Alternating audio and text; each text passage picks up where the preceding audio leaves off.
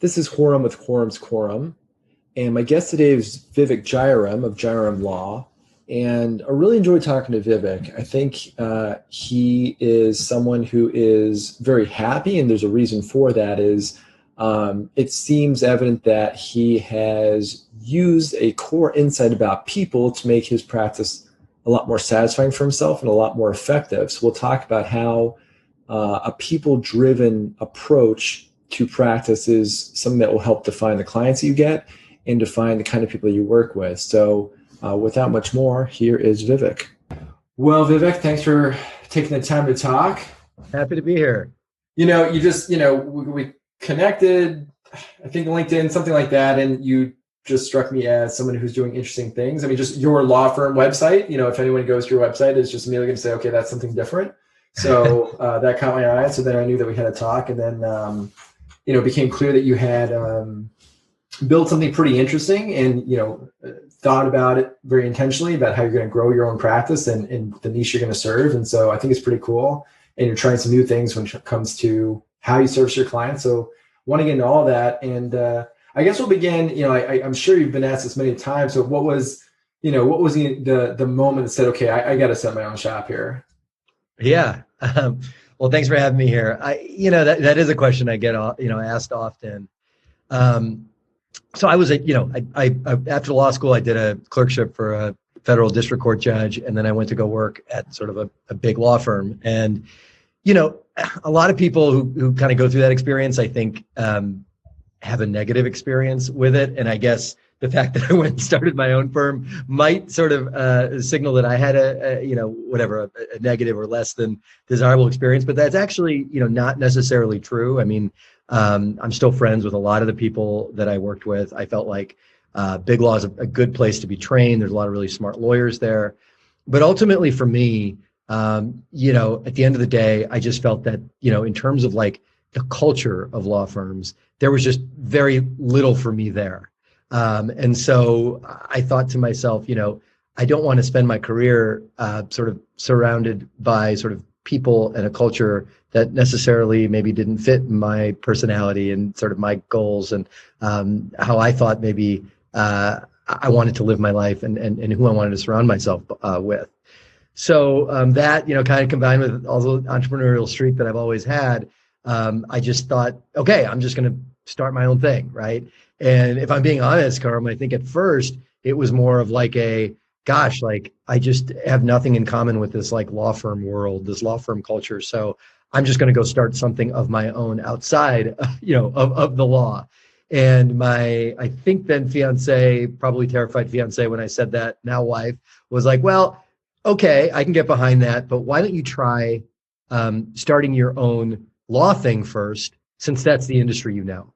And that was really good advice. Not that I couldn't have figured something else out, but I do think that there's something to be said about, if you are trying to innovate in a space, it's good to know the space so what's wrong with it and sort of how you could transform it. So that's what I did. It was the summer of 2009, which was the deepest sort of depths of the recession.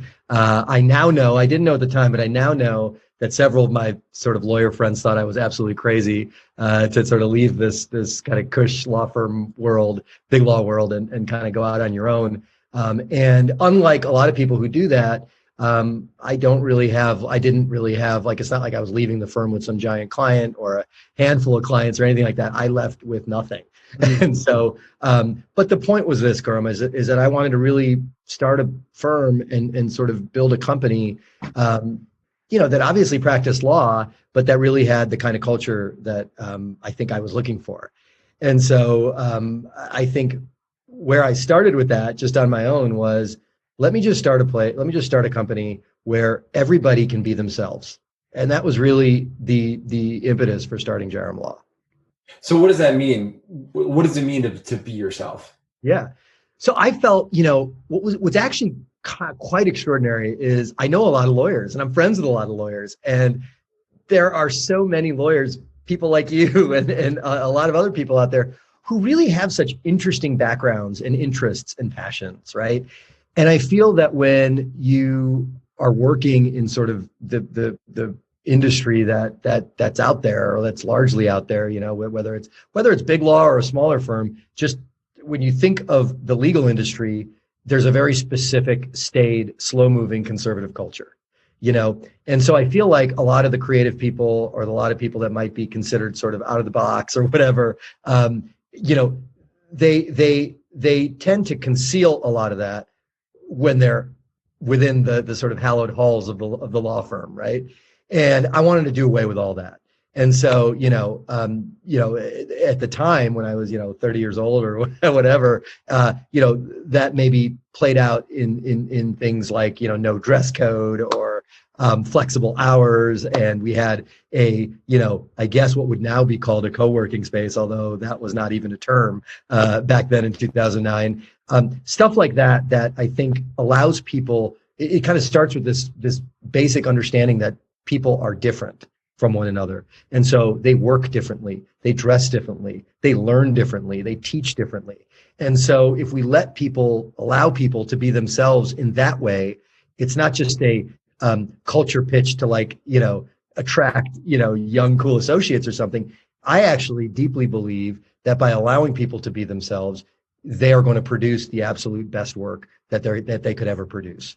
And, I saw it time and time again, really brilliant lawyers being overworked and yelled at and treated unfairly, at big law. And the result is you're getting somebody who could be extraordinary for your company, but because you're kind of directing them to work in a very specific way, and you're telling them to, communicate in a very specific way, it certainly, I think, inhibits, their potential. So it's interesting. And so, so that's really an interesting core insight is people. That's an interesting core insight to have, is that how people operate, how to bring the most out of talent. That's a very different way, I think, for a lawyer to think. I don't think a lot of lawyers are thinking about people first, peers or otherwise. So it's a super interesting idea. And now I want to kind of dig into that and learn. So what does that look like? What's the biggest thing that changes? I can understand that, let's say, I can dress how I'm dressing now or you're dressing now. And, that feels good to do that. And I'm just generally happier, and then just generally having people have better work products. So I can get that. That seems, it's a little attenuated, I can get the connection, but I'm wondering if there's something that you observe, hey, this changed the most, because people were comfortable to be who you are when they did this aspect of the legal work differently. Maybe it's how they interacted with clients. Maybe they have, much different nature of client communications and relationship. That's the thing that really moved the needle. What was it that you think really moved the needle with improving your practice? Yeah. So there's a very tangible benefit to this, right? And we're a law firm. So how do we exist? What do we do, right? How do we generate revenue? We generate revenue by serving clients, right? And what I found, and it wasn't obviously right away, right? But over time, and now it's been 11 years, I'm very comfortable in saying this because now it's just playing out, sort of on a daily basis, which is just that, I never really realized that, clients don't like really talking to their lawyers, or a lot of clients don't like talking to their lawyers. They feel like they speak a different language. They're not accessible necessarily in the same, they don't seem maybe as down to earth as other people. They may be stuffy in the way they dress, maybe stuffy in the way that their office looks. So it maybe doesn't create this warm, inviting sort of safe space, right, to talk about, believe it or not, the most critical problems that you're experiencing, right? And so what I found is by sort of really structuring our firm or giving our firm the culture or taking cues about our culture, not from other law firms, right? Not even the most, kind of forward thinking law firms. Back then there was, firms like Latham and Watkins that were doing incredible work, attracting, LGBTQ candidates. We weren't taking cues from other law firms. We were looking to the clients that we worked with and the clients we wanted to work with. And we built a culture that would attract those kind of people, right? And I can tell you that, when clients, whether they're, technology entrepreneurs or, other creatives or, founders of companies or, artists, filmmakers, whomever, when they come to see us or they talk to us, our office feels different. The people feel different. People feel more comfortable, talking with people who maybe understand their problems a little more, or at least, seem to understand their problems a little better. So I think if you think about some of these service industries like, accounting or medicine or law, these are highly trust-based sort of, industries, right? You need to have a great deal of trust in your lawyer. And I feel like a sort of basic tenet of trust is just having a connection with the other person, right? And we've found that, given the kinds of clients that we wanted to work with, largely those in the creative industries, it just seemed to make sense. So when did you identify that it was creative? Because you talked about, wanting, I think the core insight seemed to be about people in general. Mm-hmm. But it doesn't seem like necessarily tied to creative. So how did creatives factor into the vision for the clientele you wanted? Yeah. Cool. So, I've like played music and just kind of like been around artists my whole life. And, and so I think when I went to law school, like a lot of people, I had this notion, that I wanted to be an entertainment lawyer, and I think a lot of people had that. I went to school at downtown Manhattan, and it seemed to be the right place to maybe explore something like this, a place like that, or Los Angeles or something. And I've got to say, my first summer of law school, I interned at Sony Music, and I had a great experience. I did, and the lawyer that I worked for there, Tony Timpano, has been sort of a mentor for me over time, and it was a great experience. But I almost quickly learned that, like, okay, wait, it was cool to see M. Ward come and serenade us in a conference room before he even had his first album out. That was kind of cool. But in terms of the legal work, there was a lot of tax. There was some, labor laws, stuff like that.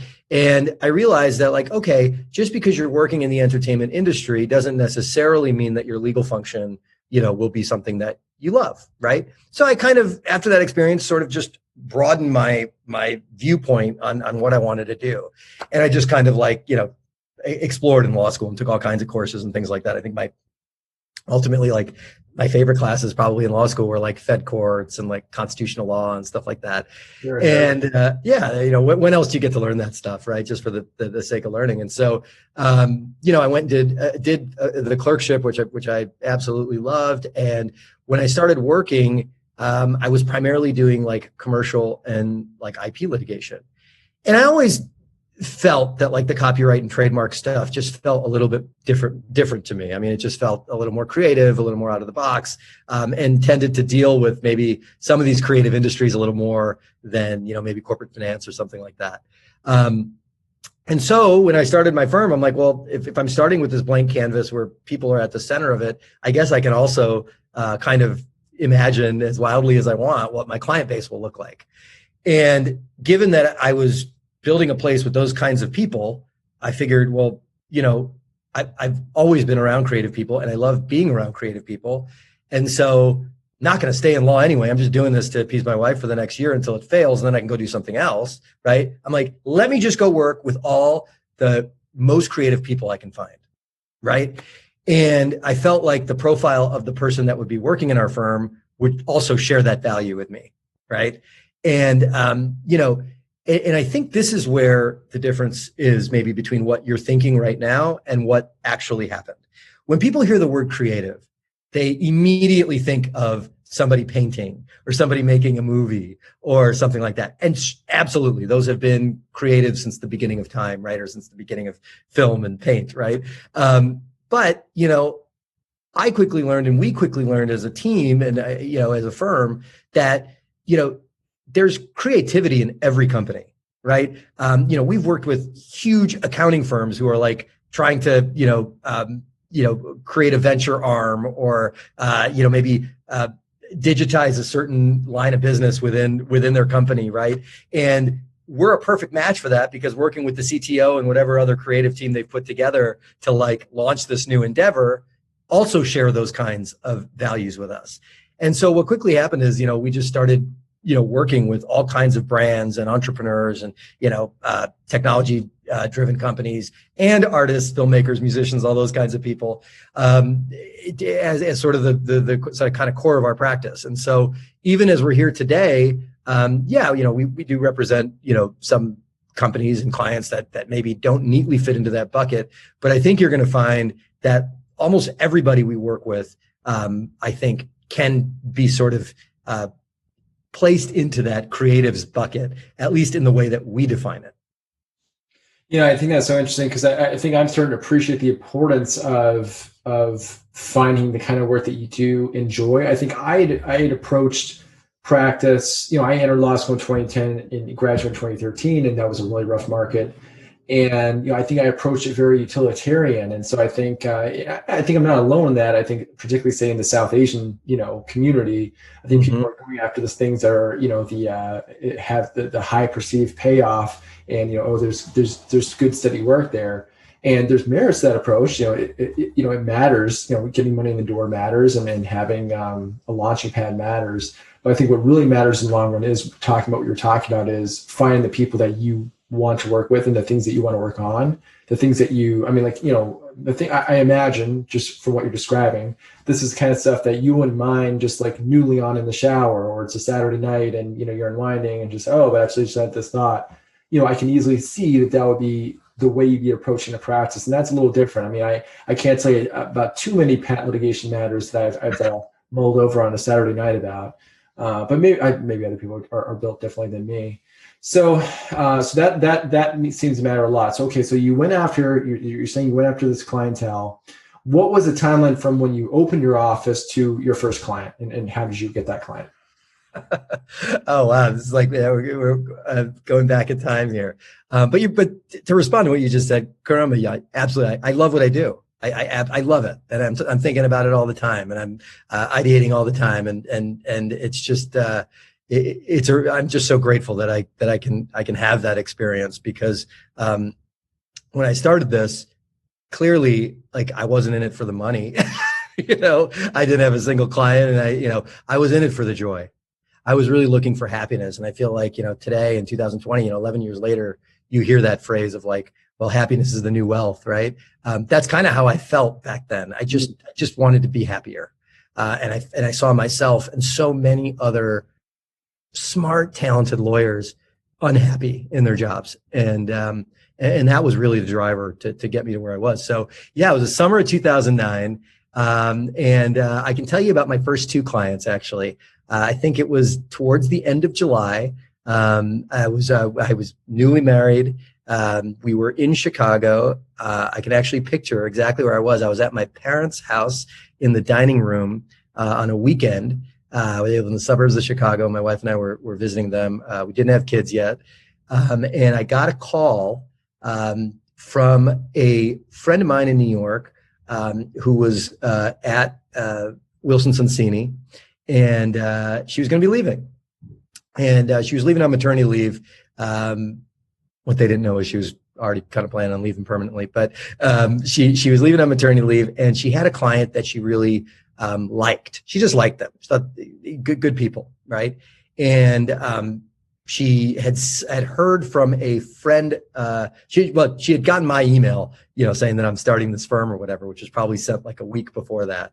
And so she gave me a shout, and she's like, "Listen, there's this really interesting educational video game company run by a really charismatic founder, and the name of the company back then was called Tabula Digita, and they need some help." And I was like, "Wow, okay, cool." So got the call and ended up connecting with the client, and it ended up just being actually, I can remember exactly what it was. It was just a very simple one-page agreement to provide some money to an employee, as a loan or something like that. That was going to be repaid, soon thereafter. Very, very small project. But I really hit it off with the founder, who I'm still friends with, who's, gone on to run a couple of very successful companies.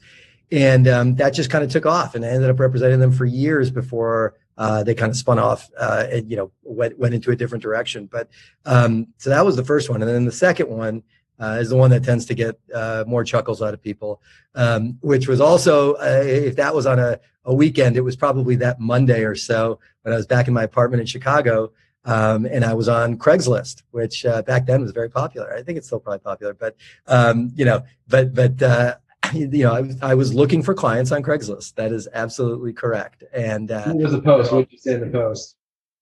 So it wasn't. So I actually didn't really ever post like myself. It was me looking for people who were looking for lawyers. And there was a guy who said he was the founder of a company that his father had started, and then the father, had given the company to the siblings, and now all the siblings were fighting. And I remember in the post it said something like, "I've worked with every big firm in town, no big firms." And so I thought to myself, okay, this guy's speaking my language a little bit. So I ended up giving him a buzz, and it ended up being like a 2 or 3 year litigation in Chicago. And I have fond memories of that case because I've also become good friends with both opposing counsel that I had in that case, and we've all kind of gone in different ways. Actually, both of them have gone on to start their own firms. They were at large firms at the time, and we've just kind of referred work back and forth, watched our kids kind of grow up over the last decade together. And so I do have some fond memories of that. But those were the first two cases. And so I would say to anybody out there, like, I didn't have a, long family history of like business and commerce in the US or something. Didn't have family members or friends feeding me work. It was really it was a lot of hustling. And so let's talk about the path to, it sounds like you're getting some good hits early on. You're being scrappy, but then you also had this like great network that you're growing, that you seem to have grown, that you built relationships with people over time. So tell me some more about that, because I mean, you're saying you're friends with lots of people, and that's not super common. Not that many people can finish that many stories as you have some more. So tell me about, why is that? Why are you friends with all these people? I try to meet with and have meaningful discussions with as many people as I can. All different kinds of people. And that's, I feel like, about 49% of the battle, right? Is just meeting as many people as you can. But here's the other thing. And there's two other parts that I think together are really the 51%, which are, you've got to tell people what you do, right? You've got to tell them what you do, and you've got to tell them how you can help them. If you don't do those things and you're in a service business, you can know every general counsel or CEO, in the country, and that's never going to turn into an active matter, right?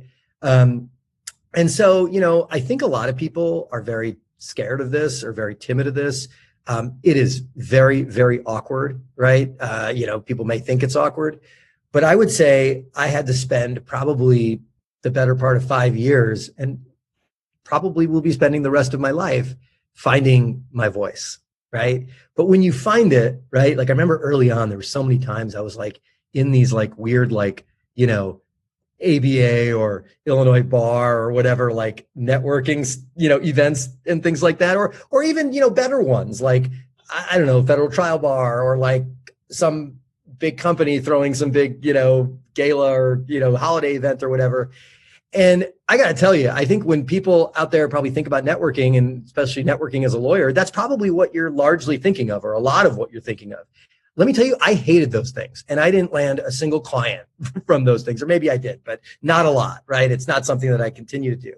And it really wasn't until, like I said, maybe 5 years in, where I went to one and I literally stayed for 3 minutes, and I'm like, I'm out of here. This is not me. I'm out of here. I'm in the suit that I don't want to be in, around all these people I don't know. And, I need to really like just be myself, kind of always coming back to that same value of like, be yourself and put yourself in a position that will allow you to thrive, right? And so for me, that ended up being a lot of different things. I'm like I said, I've been very involved in the art world for a long time, and so I ended up thinking to myself, well, I'm just gonna really network to the people that I just want to meet, like in my day-to-day life, right? And so that meant, like, going to art fairs, going down at Art Basel has always been a really great time for me to meet potential clients or clients, and all kinds of different sort of art openings or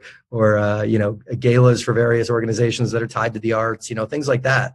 For me, that felt very natural. It felt very authentic, because everybody who tends to be at events like that have some shared value of the arts, right? And so I felt like that was really, for me, the way to really sort of grow my client base. So pretend I'm at Art Basel. So what do you say to me? What do I say to you? Hey, what's your name? What do you do? Sure, and it's really then probably having the uncomfortable entry of like, oh yeah, I'm an IP and corporate lawyer. I work with a lot of creatives. I bet you guys have a lot of IP problems. Have you dealt with any in the past or something like that, right? And obviously that's not really like a great icebreaker, right? Got to get to know people. And I think at the end of the day, this is all about relationships. But I would say, I think the fact that you're at one of these events, right, kind of that is very tailored to a very specific crowd, already shows that there's a shared value, right? So, one other organization that I've been very involved with for maybe the last 7 or 8 years, I wouldn't say very involved, but I am involved with, and that I have considered part of my professional network, is TIE, right, which is like the Indus entrepreneurs, right? And so when I go to that conference every year out in San Jose, it's all Indians, and I feel very comfortable with Indians. I've spent my whole life with Indians, and so I feel very comfortable, just asking people, what part of India are you from? And I've been to India many times. I haven't been to every part of India, but that, something like that is a great way to just get people talking and get people comfortable with you.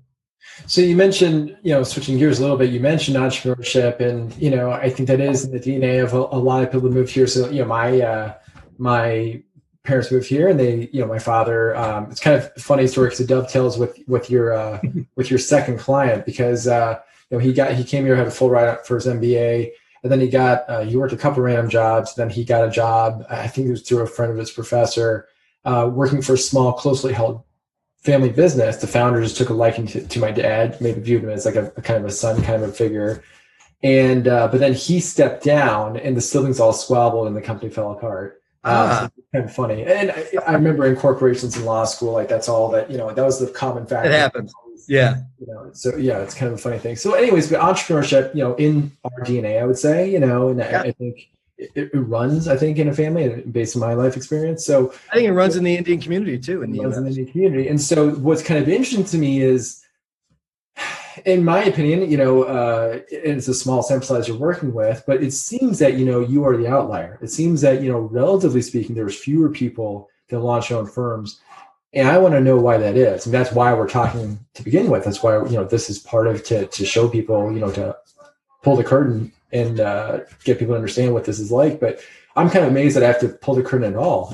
So what do you think is why are so many people at big firms and yeah, I think that's a great question. I mean, I can't speak for everybody, right? I can only talk about my own experience, but I've hired a lot of people over the years who are very, very talented lawyers who spent a lot of time in a lot of these firms that we're talking about, and I think the reason most people don't go do this is because, the industry itself has sort of done a really good job of creating a bright line between what's success and what's not success, right? And that bright line is, big law, maybe federal prosecutor gets a pass, and then that's about it. Otherwise, you're in a small firm, you're in a solo firm, you're like not for real or something, right?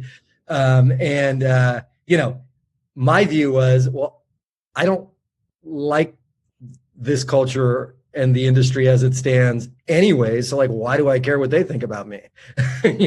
So that's really where I think a lot of it comes from. I think a lot of people who studied very hard, like I'm sure you and I both did at the insistence of our parents, and did very well, and, end up at some brand name school, right? Or end up in law school, right? Where you're told that if you do really well and you end up at the very top of your class, we might invite you to write on a journal, and that's really good.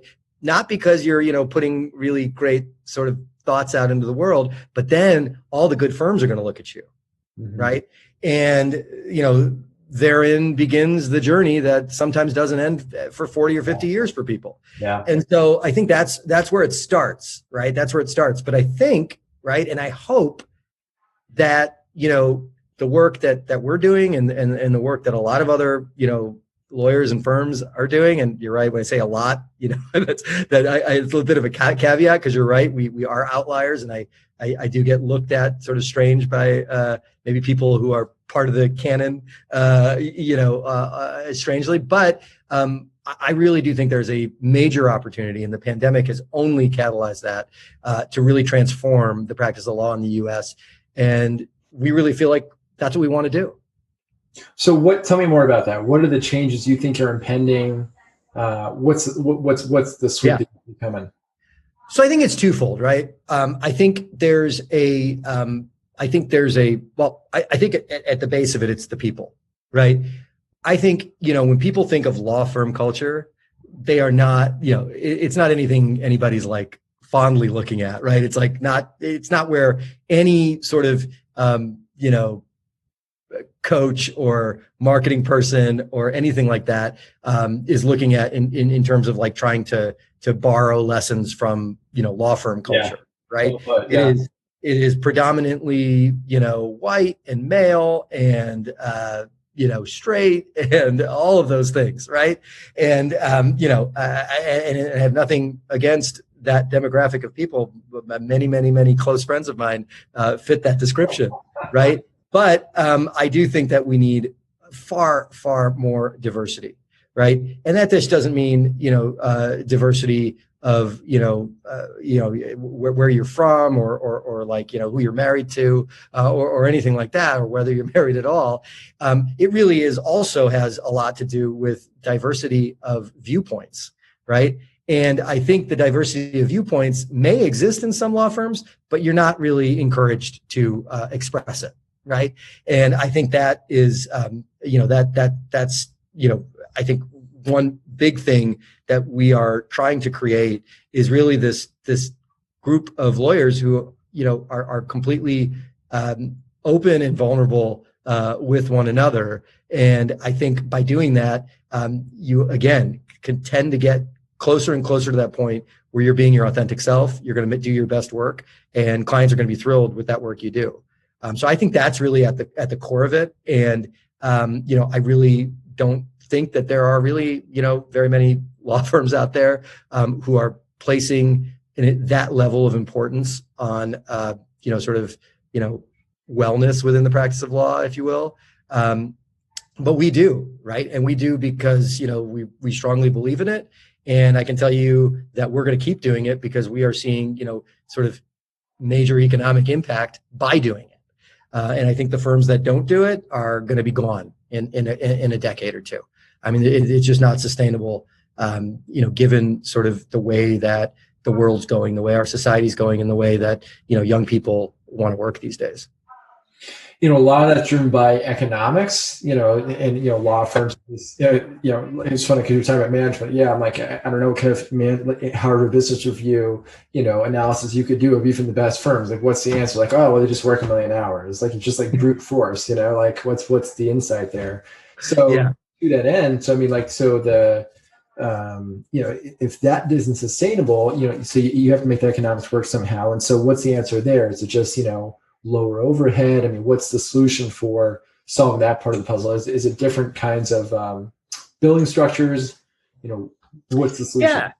Yeah. I mean, so, this is interesting. It's an interesting question. So for a long time, yes, we, as we talked about, we've talked about before, we definitely bootstrapped, right? At first, I mean, no office to like kind of office to like, hey, can we office with your law firm? We'll do some work for you in exchange for the rent, like all kinds of stuff like that, right? Nice. And I think at some point in there, to bring people in through the door, gosh, we were definitely charging a lot less than big firms, paying our people a lot less too at the time as a result.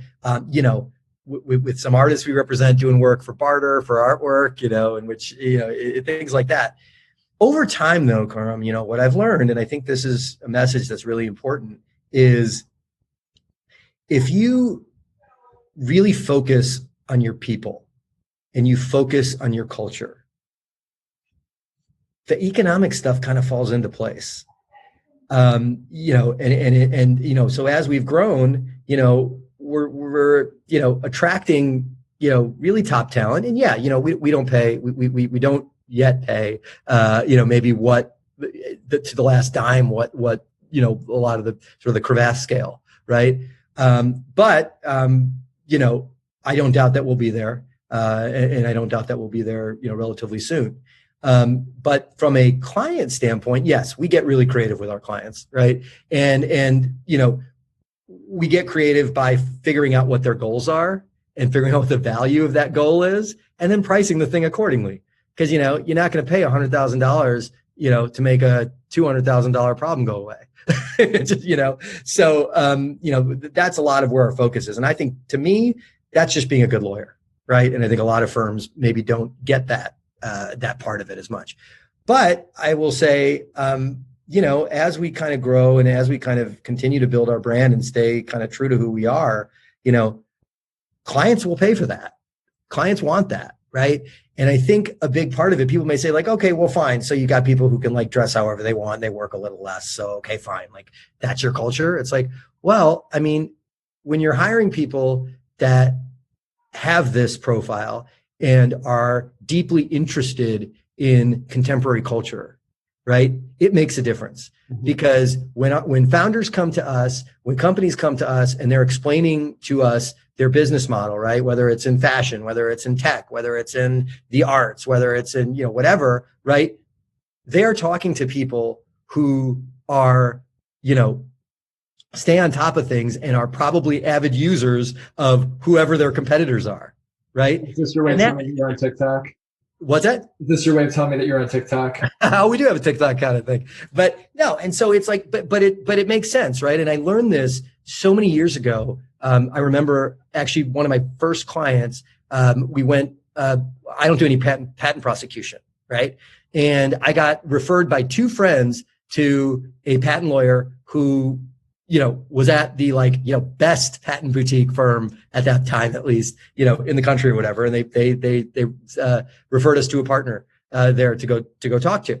So we show up to the meeting. I was with my client, we show up to the meeting, and my client was developing, a mobile app, which, this is 2010, this is new stuff, right? And it was a consumer facing app. And the lawyer, really smart person, clearly had, knew the patent laws very well, right? Told us that he had never used a smartphone. And granted, iPhone came out 2007, so it's still 3 years after the launch, and we walked out, the minute we got in the elevator, my client, who now runs a very, very successful large company, and, we do a lot of work for them, and he hires a lot of big firms to do a lot of other work. He was just like, I can't work with somebody who doesn't understand what we're trying to do. The point being, he's not even using the device where our app is going to sit on, right? That's a very extreme maybe example, but you can imagine day in and day out, right? I mean, clients come to us and they're like, oh, you get it. You see what we're doing. Oh yeah. So our privacy policy or our terms and conditions should have this because, and you're putting that in there because you're a potential consumer. So you see that as a potential problem or pain point, right? And that kind of, lawyering from that perspective is really, you hear lawyers all the time say, oh, value add, I'm adding value. That's how you add value in my view, right? Is really understanding your client's business. Now, it doesn't mean that, a lot of smart lawyers out there aren't learning their clients' businesses, as they kind of get to know them. And we do that too, right? I'm handling a case right now that is dealing with luxury women's shower caps, right? That's not a space that I particularly know about, but I do know, about, digital marketing and infringement online and how, the sort of consumer confusion that can arise in the luxury brand space, because, we pay attention to that space. And I think that, those kinds of things go a long way in terms of, attracting and retaining both talent and clients. So you've underscored, I think people is just the running theme. So let's spend a little more time talking about that. What was the timeline to your first hire? Who did you hire and why? First hire, my brother, because my dad wanted me to. Fair enough. So I'm kidding. It was my brother, though. He was actually finishing up law school right around the time that I started my firm. He's now working for a esports team out in Los Angeles, but he was with me for like a year or two. But the first person I hired was probably around 2011 or 12, and her name is Johanna, and she's actually she was with us for a number of years and is now moved back home to Minneapolis and is at Greenberg Trarig's office up there. She's my first hire. I have very fond memories working with her for many years, and she really did share that vision. I mean, she was super into music and arts and culture. Her husband is a very well-known and respected music journalist. And we just got along really well, and just, good person, good family, really curious, and really like to work hard and get to know our clients. And I feel like that was the first hire. And so you ask about the timeline, which is kind of funny because that was the first hire. And it was around that time, or maybe it was like a year after, I'd say probably around 2013 or so. It was maybe her and maybe one other associate. And I was put in touch with a client of mine actually in New York, said to me, founder said, hey, you got to talk to my dad. My dad's a lawyer. And, he went on his own. He started at, I think it was Sidley Austin, way back in maybe the 70s or so. And he's on his own now. He's been, you should talk to him. And of course, I was grateful for that introduction. I was like, I'd love taking advice from people who had been through it. And that was such a valuable meeting. Maybe not for the reason that he thinks he would have thought, right? Here was someone who had been on his own for his entire career. No associates, maybe a little bit of staff, and was very successful. He's had good client base, respected lawyer. I could tell very smart. But I just didn't, I came out of that meeting thinking to myself, well, that sounds like it was great for him, but that actually wouldn't be that's not really what I want to do. Mm-hmm. And I couldn't put my finger on it. And then I kind of thought about it and I'm like, I'm so sort of, passionate about people and culture. I think what that means is I need to surround myself by people who embrace our culture. And that's going to amplify our culture. That's going to elevate our culture.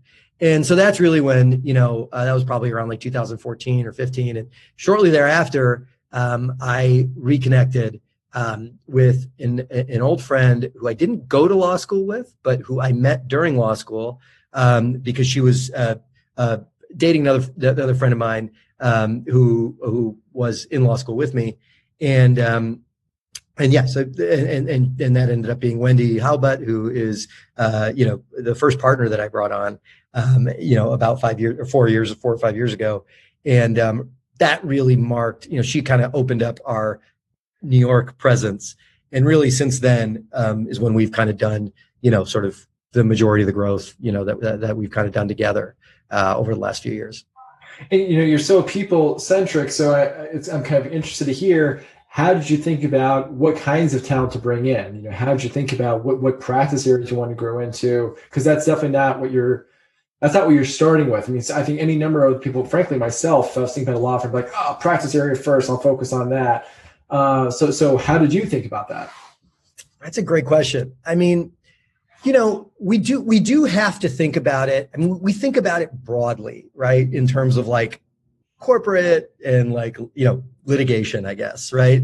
But, it's really kind of really looking for like good, just interesting people first. Right. I mean, obviously, like right now, we've brought on a couple of litigators somewhat recently. So like, maybe we're not like acutely looking for another litigator because we're pretty, pretty set at the moment. But, if like somebody with a super unique, interesting background, came our way, doesn't mean that we wouldn't necessarily, consider or look at it. So I think for us, what it would have to be like, look, yeah, do we look, I'll tell you what we don't look at. We don't look at grades, right? We don't look at law school grades. We'll look at, if what their work history has been, because most people come to us, maybe I think next summer will be the first time that we actually start sort of interviewing like on campus at law schools. Most people come to us after having some prior job of some kind. So, we'll start by kind of looking at that past work experience.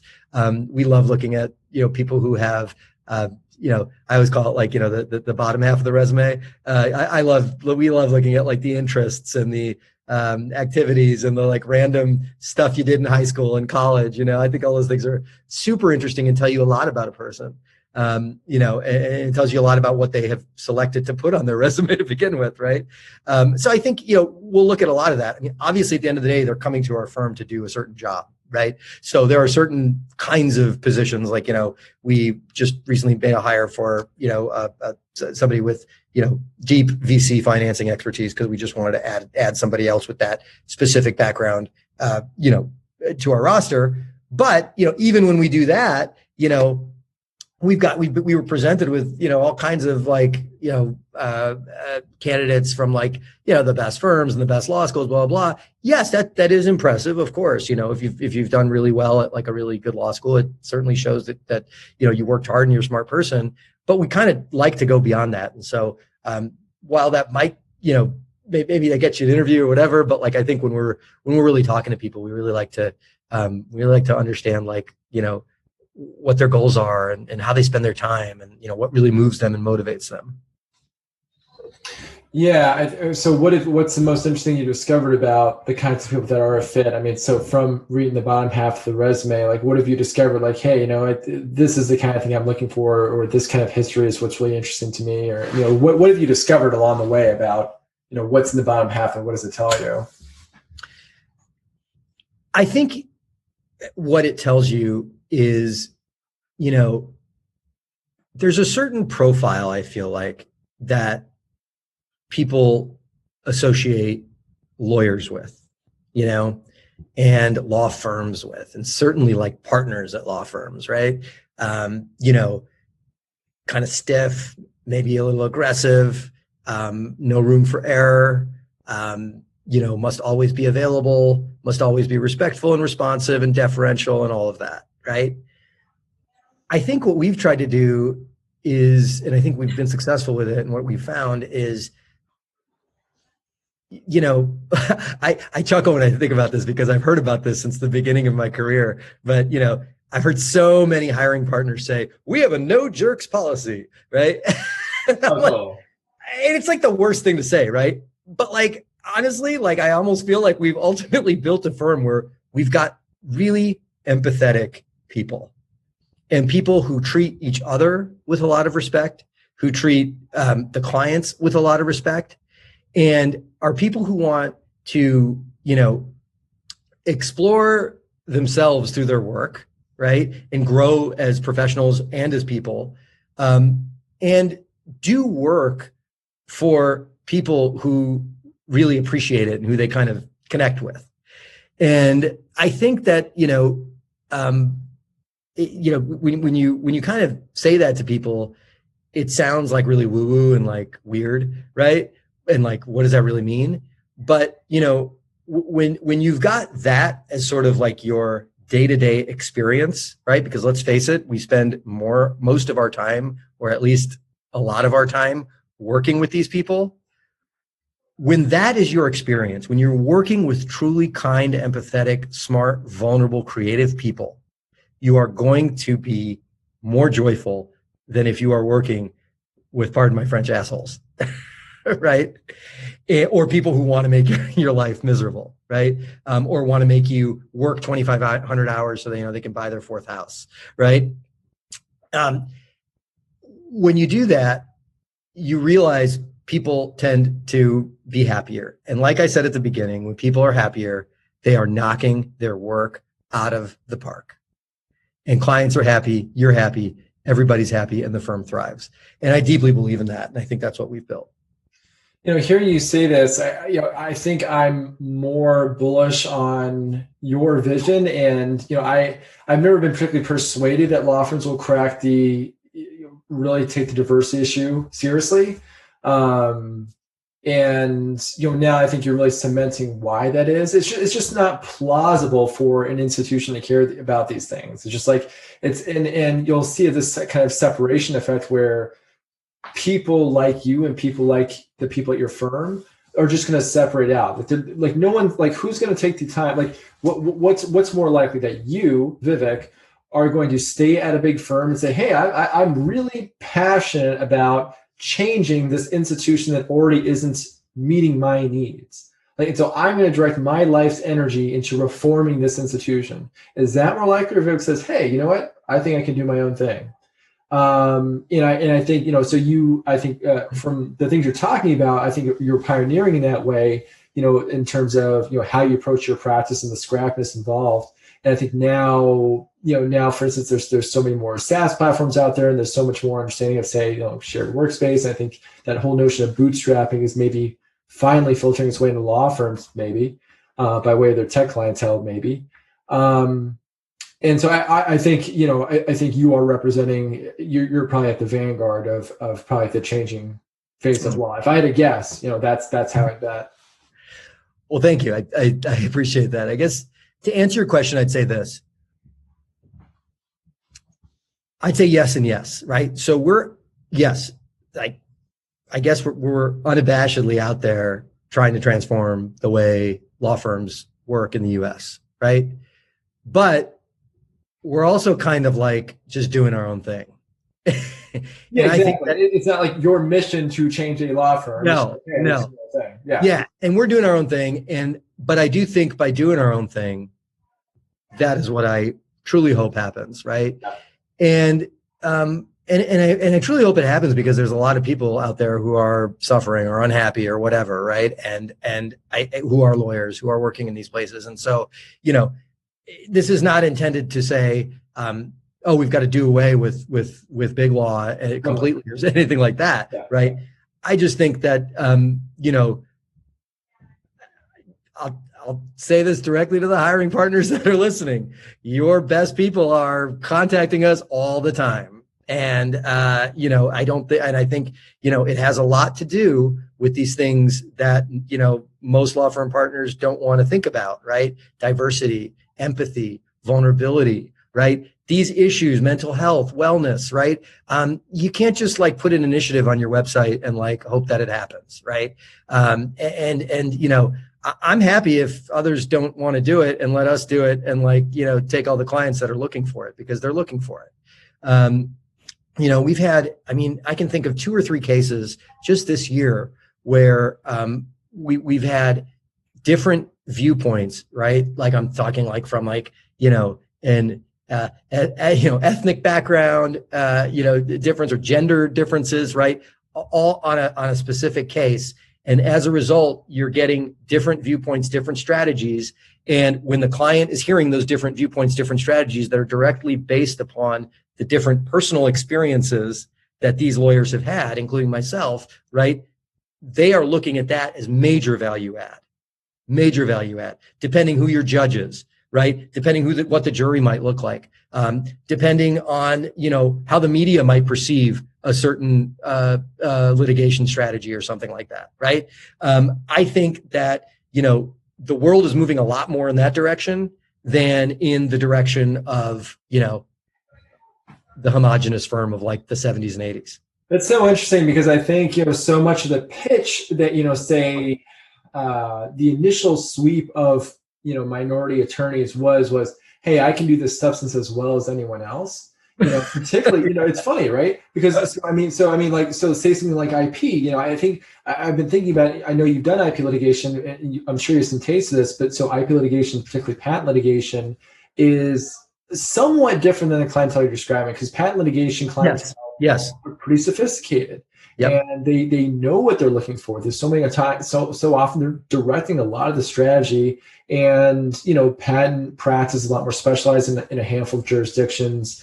There's unpredictably in outcome. Like you don't know whether a judge will invalidate a patent or not, but the process is a lot more streamlined and fewer surprises and fewer bills to a client. The client says, "Hey, what does this mean?" or "Why did you do this?" That changes the process a little bit. And I feel like that historically the pitch has been, the reason why, say, South Asians have made such strides in that space is, hey, like I can do substance as well as anyone else, and this is a substance-driven kind of work. This is a procedure-driven kind of work. This isn't based on personality. Like you don't have to worry about whether I fit in because I golf or not. It doesn't matter. You don't have to give a shit about whether I golf or not because I'll do the same kind of patent prosecution whether I golf or not. Whereas, maybe other kinds of areas have been more relationship driven and more difficult to break into. And I think it's interesting that it seems like you're kind of leapfrogging that or hurdling that right past it to say, actually, having a unique perspective in the kinds of work that I'm focusing on matters. And here's what I'm showing up and showing you what I can do based on who I am. So it's kind of a funny inversion of that, I think, that historical dynamic. Yeah, that is interesting. It's funny because I'll stay within the IP world, but I'll shift a little bit to a lot of the work we do, which is copyright and trademark litigation or counseling or guidance or whatever, right? And I always tell people, I don't know if you've done actual trademark and copyright stuff, but probably a little bit, and I'm sure Yeah, very little. Yeah. Yeah, okay. But I think you'll get it, right? So the standard for likelihood of confusion in a trademark case, likelihood of confusion is the legal standard, right? And figuring out whether or not there's been trademark infringement. And so, okay, likelihood of confusion from whose perspective? Well, it's from the consumer's perspective, right? Believe it or not, like all consumers don't look like, senior partners at law firms. Right. And what I love is, when we're handling all these trademark cases for like consumer facing brands that are maybe targeting, specific demographics, like our team, we have really, really, I think, made some very, very moving arguments in court, that kind of come at things from a very sort of maybe a more youthful perspective, I guess you could put, you could say. But I can tell you, in areas like, some cannabis litigation we've been involved in, or other startup, it comes up a lot when working with our tech companies that are consumer facing, right? In terms of like advancing the arguments as to why two marks are similar or why the products or services are similar, right? That's at the core of every trademark infringement case. Like you have to have diversity in order to answer that question.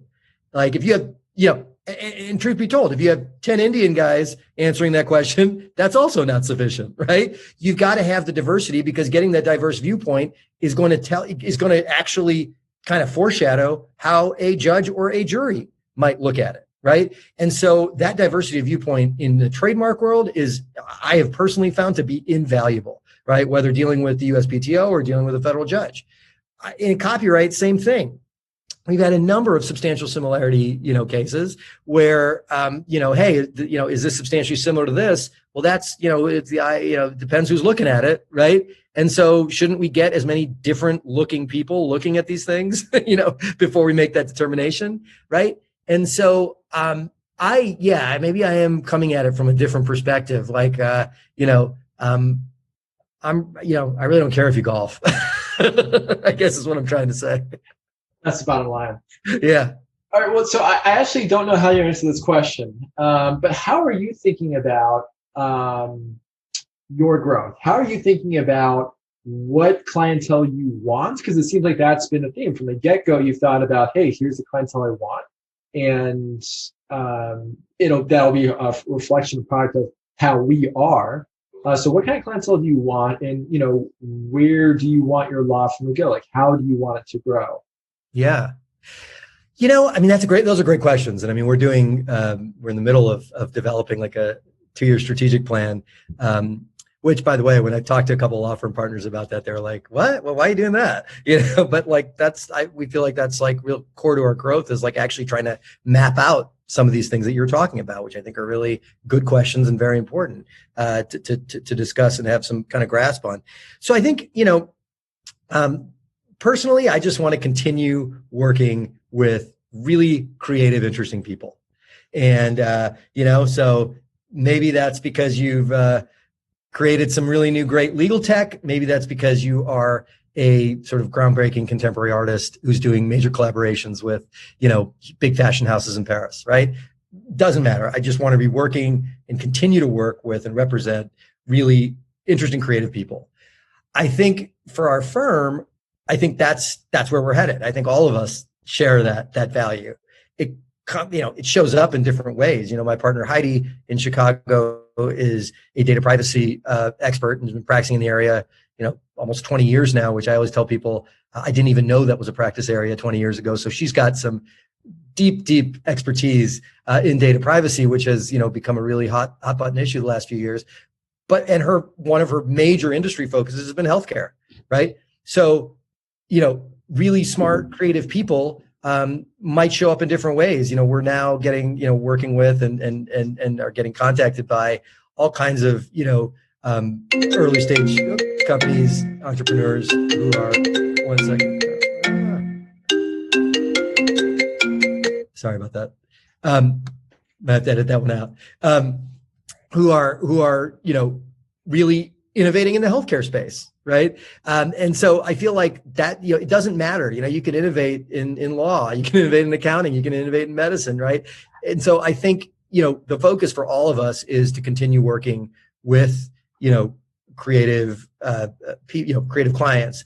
I think the other focus is to continue inviting and working with, these really smart people that we've been talking about, for this entire hour, right? And so, really kind of continuing to make our firm open to the kinds of people we've been talking about. So that's really the goal. I mean, we don't have any, people always ask, "Oh, how many lawyers do you want to get to?" I have no idea. I don't think about it that way. I'm not saying that's a bad way to think about it. We just don't think about it that way. Granted, part of the strategic plan is some financial modeling and who do we need to hire to get there and all those kinds of things. But at least for me, where I sit and kind of like how I think about things, like I'm not really focused on that. And so the clients, I still want to get out there and I'd love to work with, all the brands and artists and things that I love. But what I also love seeing happening already, which for me is very exciting, is like, I now love seeing maybe more traditional companies, I guess you could say, coming to us because they're feeling like their legal function needs a refresh or a reboot. Maybe needs to look differently, talk differently, give different kinds of advice, think strategically in different ways. And to me, that's really where we can shine, because I feel like that's the kind of work we love to do. That's really interesting. So what does that look like? Like, what is, what's, let's say a company like Walgreens approach or something like that. I mean, like, what advice would you give some institutional client like that? Yeah. So, well, I'll tell you one place where we've had more than one experience is really big companies who are forming venture arms to, make investments in various startups in their industries, right?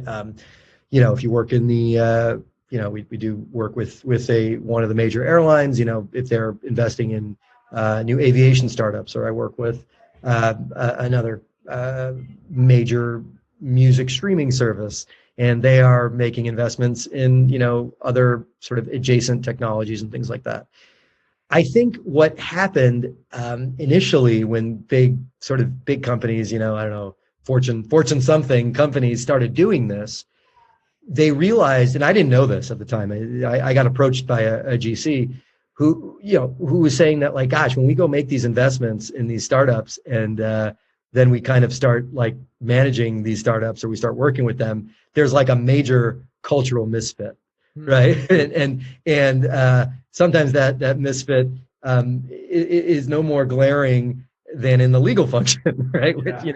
And so what they'll say to us is they're like, we really need you to be sort of the legal support for that part of the business, perhaps because of your culture and because of the fact that, these founders of these startups probably will feel more comfortable and see more eye to eye with the way you walk and talk than the way maybe that our GC walks and talks, right?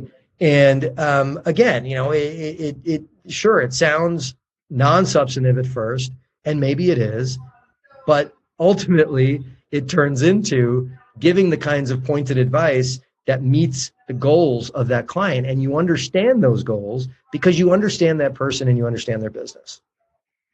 So it's interesting that, the clientele that you focus on, it seems like there's such a heavy tech component. And I can't help but wonder, and if you've asked yourself, you've emphasized so much the people dimension, but of course, so much about tech is like replacing the people function, right? Yeah. So what have you? Is there a version of your firm where you'll eat your own firm by making, I don't know, the SaaS version of Jayaram? What does that look like? SaaS version of Jayaram. Hey, in the name of innovation, that would be great. I think that'd be fantastic. But I'm not, look, there's a book by Donald Susskind. I don't know if you've read it, called Tomorrow's Lawyers. And he first wrote it in like 2006, and it's been updated a few times. And I teach a law school class, actually, University of Miami Law School, called Law Firm Innovation. And we talk a lot about that book. And in that book, he identifies 3 drivers of change that are hitting the legal industry. And it's technology and deregulation, right, are 2 of them. And cost, being the 3rd. And I think, we are not afraid of technology. We are actually looking at technology as a way to we leverage technology to deliver our services in more sort of efficient ways. Funny anecdote just from this week. As some of you may have seen, there's a very long piece in the New Yorker about a company called Invisible Technologies, who they have developed virtual assistants, right? We worked with Invisible. I don't know, and if somebody out there in Invisible is listening to this, I think we must have been one of their first clients. And we had an assistant who was a bot named Paloma, and my partners and I thought it'd be funny not to really tell anybody that it's a bot. And she worked with us for about 8 months, and she did a fantastic job. And finally, we moved on from that. This was a few years ago, and started hiring actual support staff and stuff like that.